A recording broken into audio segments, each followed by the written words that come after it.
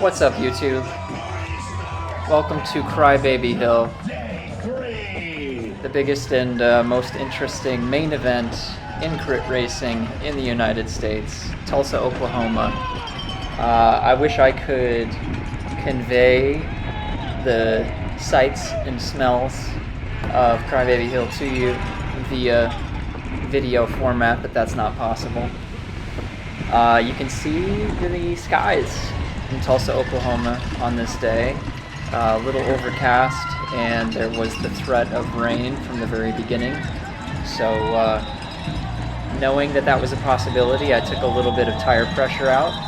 Here we have like the first corner on the climb. This is like the main party space. You got people just having the best times of their lives up here, and makes for a super interesting stage for us riders to race on. I got my teammate there, Christian Corsello, making the move on the outside. Ralph Ruffo, current Wisconsin State Criterium champion, racing this year for Butcher Box. And yeah, lots of party people out here on course. And the hard part maybe for us, for me, something I remind myself of on these early laps is just not to get too excited and make any, like overextending yourself early on in this race. From my own notes from years past, I know that this is essentially a race of attrition, and so like being efficient, again, especially like early on in this race, is super important. And this crash corner, as it has been called, is also a critical point every lap. You'll see as this race goes on, as we get later and later, deeper and deeper into this race, that this moment, like right after that final corner, ends up being sort of like an all-out chase to stay connected, to stay in this group. We've got a little bit of wind, which you cannot see, but it is coming from left to right on this finishing straight.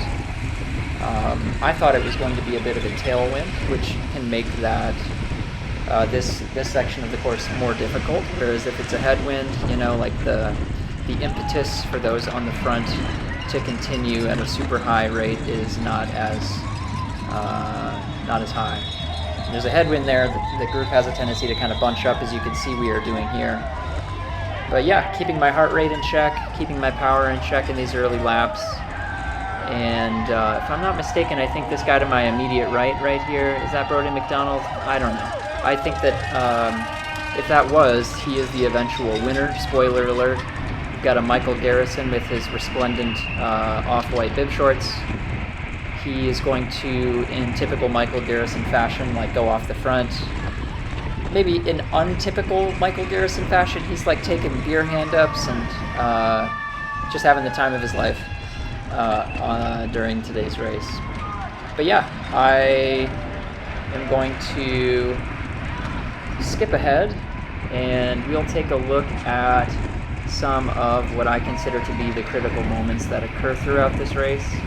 And yeah, let's see where else we go here.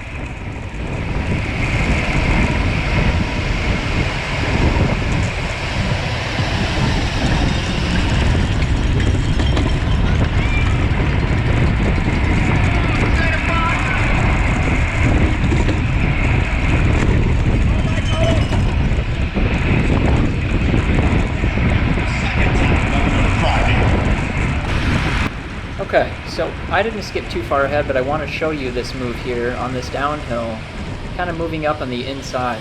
Not always a good idea to like dive the inside of corners, but that's one place on this course where you can kind of move up without having to do a ton of extra effort, and is a more efficient way of advancing your position than trying to just like out-pedal people every lap on the climb. So I'm going to take you to another moment where that occurs, and we're going to jump ahead a bit here to the next time I'm able to move up a little bit on that downhill.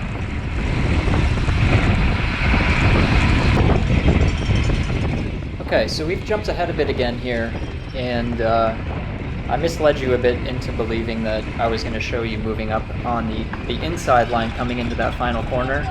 I didn't have a great example of that between the last observation and this one, but I want to show you another place where you can move up here. I really like this outside line coming up the climb. You can carry your speed pretty easily, and we got a Justin Williams right here on my right.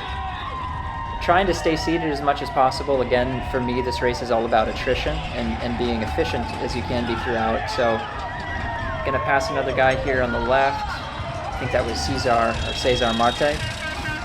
We got one of the German riders here starting to struggle. So we're not that far into the day, and already some of the bigger like sprinter types are starting to have a harder time.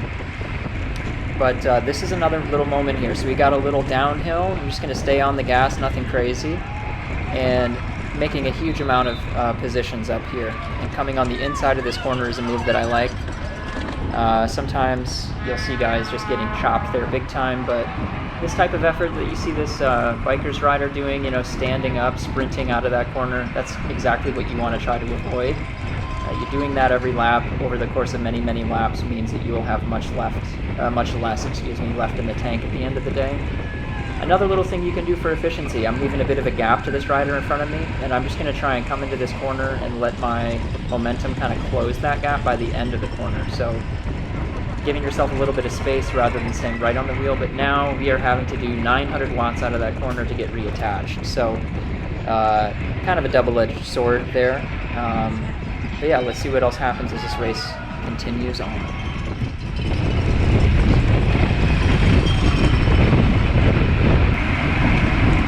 Okay, so you can see this rider right in front of me. This is Christian Corsello, teammate on Velovid Elite. It's number 129 in the black there. And I thought it'd be interesting just to follow him through this section of the course, just kind of see what he does. Does he make good decisions? Is he doing the smart things? Is he being efficient? Coming through this final corner again, this is like a critical moment. You can see we've got I believe that's a Cliff Family Drifters rider over to the left. Maybe I'm wrong about that. I'm still having to do like above 600 watts just to stay attached here, still getting gapped off a little bit. So again, that final corner is super critical moment. Christian is sitting pretty here, right where he wants to be. And yeah, let's just take a look and see how he takes this climb, the Crybaby climb. And it looks like he's going to take this outside line, just kind of freewheeling into this corner. You can see up ahead they're bunching up a bit, no need to panic. Takes that corner nicely, staying on the gas. Opens up a little bit here to the left, and we've got a little bit of an outside line, so I'm all the way over into the gutter. Christian is on the gas heavy here, and you'll see he's able to just advance his position smoothly. Still just kind of staying here, but watch what he does right now, right? As this bunches up even more, he's going to find a little opportunity. And he's going to follow this rider. I think that may actually be a Techers rider, the Great Britain team. Super smart move there. Gets way up, advances position. I'm going to follow. Is this Robin Carpenter in front of me? Just trying to make the same move. But that door opens and can close just as easily. Got a few dollar bill hands up and a man in a Speedo. Welcome to Tulsa Tough.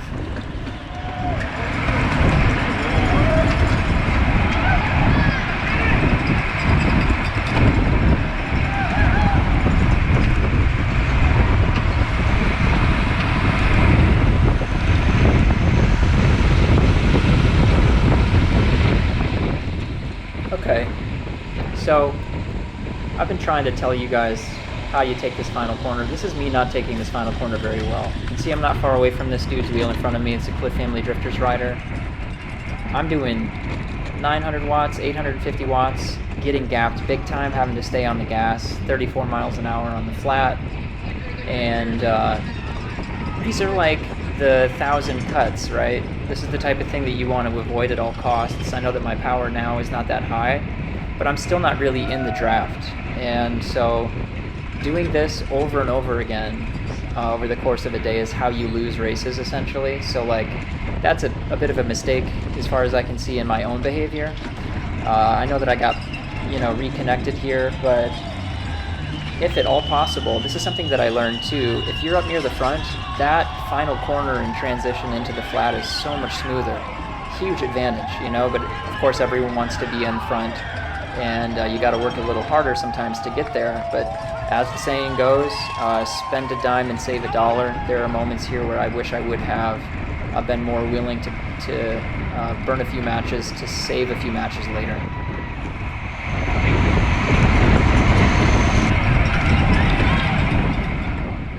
All right, here we are. We've got another critical final corner. I think this guy in front of me is Alec Briggs from the Techers team, and he's going to end up in second place, so he gets on the podium.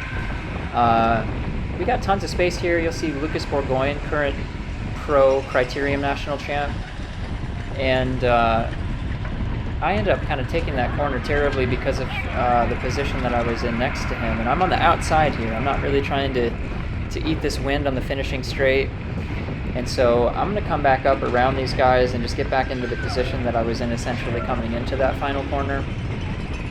And yeah, a little gap here. I'm going to move over, take that spot, and get back onto the wheel of Alec Briggs.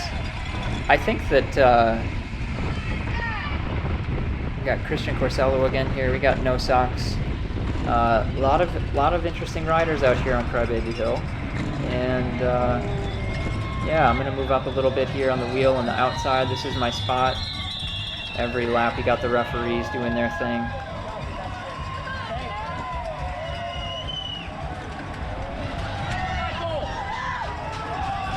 Am I grabbing dollar bills? What's going on?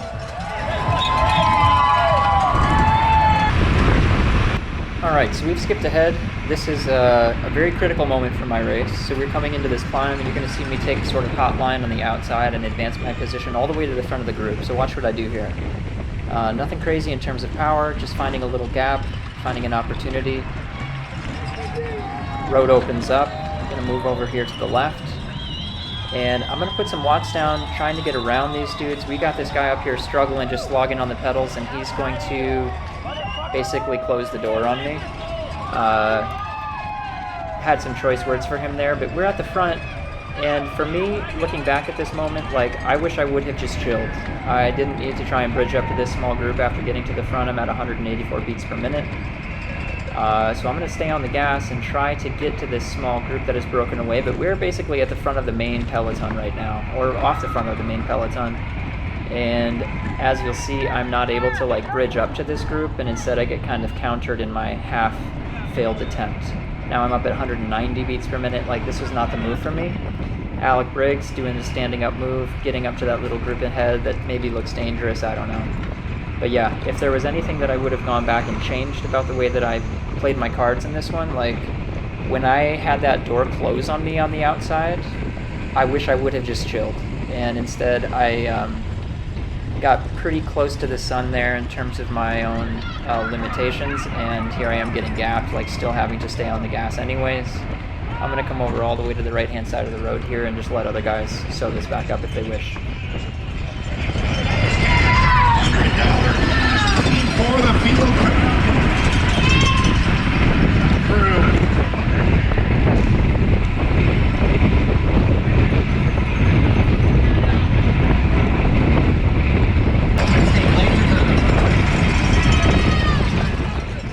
Alright, so we're picking things up here with 6 laps to go, and you can see that at this point this group is just kind of like in tatters. I did my little attempt to get to the front, got to the front, failed to bridge, flew too close to the sun, and I've been kind of like in recovery mode ever since, bleeding positions, getting back into position. But now I'm out of position, and this is a critical moment in this race. So a lot of tired legs in the riders that I see around me here, myself included of course, and I'm doing everything I can to stay in this like best position. But look at this, this is just getting gapped here, guys are falling back. So yeah, I think that it's not much longer. I think it's coming into the 3 laps to go, maybe something like that, where I ultimately do get separated from this group. And again, like the main peloton at this point is maybe like 20 riders left out of 130 starters. We got Alec Cowan up here in front of me from Legion. So yeah, let's see what happens.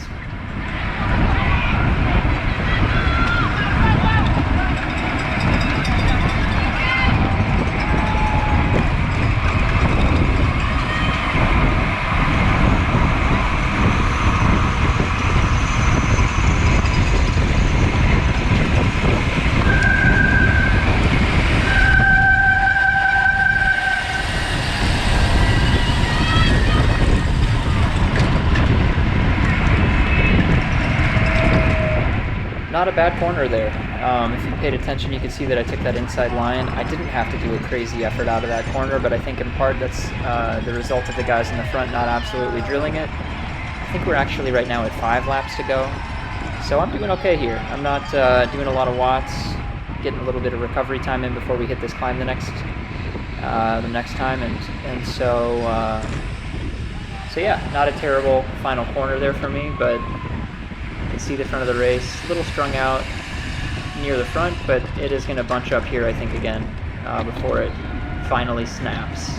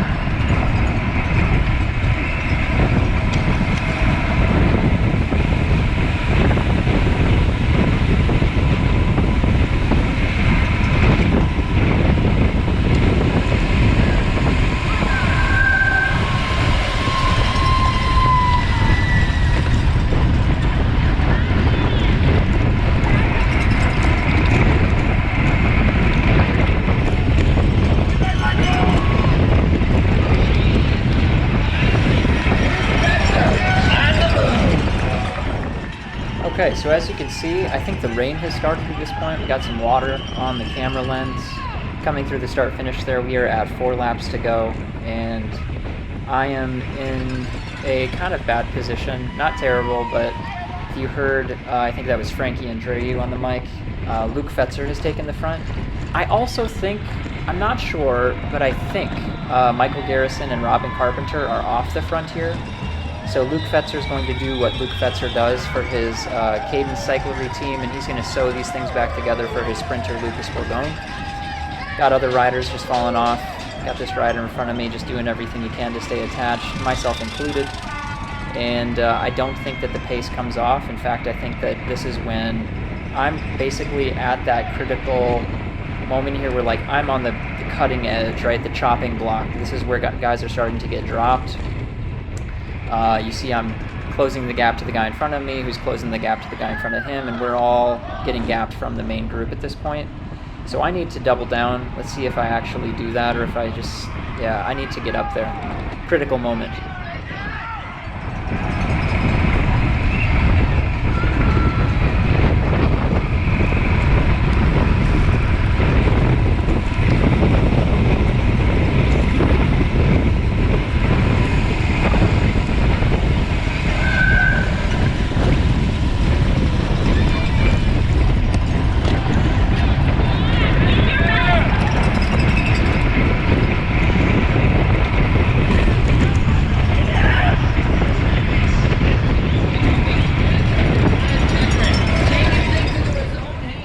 So yeah, 3 laps to go. I'm getting gapped big time here on this finishing straight, just trying to get back into the main peloton, which again at this point in the race is like 25 riders maybe. But yeah, seeing the video, it's easy for me to sit here and say, like, I know exactly what I should be doing. I do manage to get back reconnected here. Is that Luke Fetzer? I think it is. His turn must be done.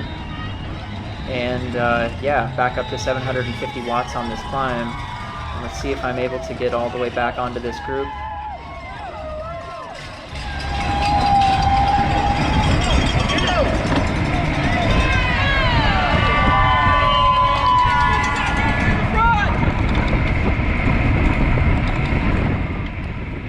Under 91 beats per minute. We got Maurice Ballerstadt in front of me here, the former Alpecin-Deceuninck lead-out rider. Former World Tour rider, jumping into Tulsa Tough all the way from Germany, I believe. But yeah, this is the moment, I think, where even the little group that's up there in front of us is getting gapped. So I'm getting gapped, they are getting gapped, the race is going up the road. So this is basically the end of my race. If we flash forward a little bit, you can see that we spend the rest of the day just basically chasing. And yeah, I was happy just to finish. I came away in 29th place, working with a few riders behind me at this point. I don't know if I catch these riders in front on this finishing straight or not. Let's see. But yeah, we are coming into 2 laps to go, so definitely tired legs, definitely a little above my limit, and just out of position when it mattered most. So yeah, if you're watching this and you plan on racing Crybaby Hill in the future, you can learn from my mistakes potentially, see what kinds of things you can do on this course. And yeah, thanks for watching. If you haven't already, please consider subscribing to the channel. We'll have more race footage here coming up shortly. We're heading to Tour of America's Dairyland next. Masters Nationals is built into that series, so I will be doing my best to defend the Masters 35-39 Road National Championship win from last year. And yeah, thanks for watching. We'll see you on the next one.